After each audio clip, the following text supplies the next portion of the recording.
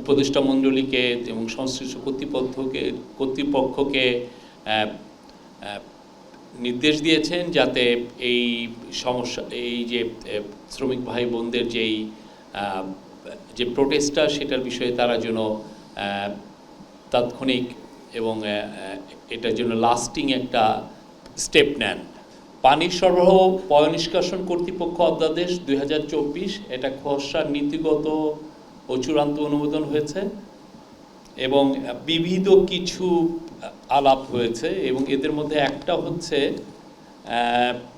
আপনারা জানেন যে গার্মেন্টসের বিভিন্ন ফ্যাক্টরিতে অনেক প্রোটেস্ট হচ্ছে বা আমাদের শ্রমিক ভাই বোনরা অনেক রাস্তা ব্যারিকেড দিয়ে তারা প্রোটেস্ট করছেন।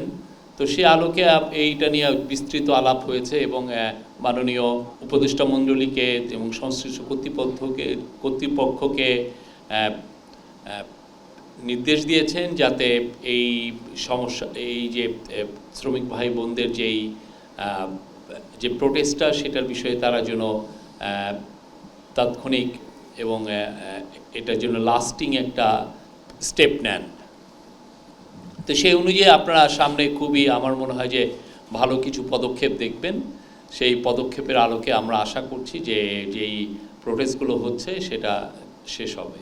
আর কমিশনগুলো 6টা কমিশন আমরা কালকে বলেছিলাম যে 6টা কমিশন 2 থেকে 3 দিনের মধ্যে আমরা আশা করছিলাম যে 2 থেকে 3 দিনের মধ্যে এটা এদের ফাইনালাইজ হবে।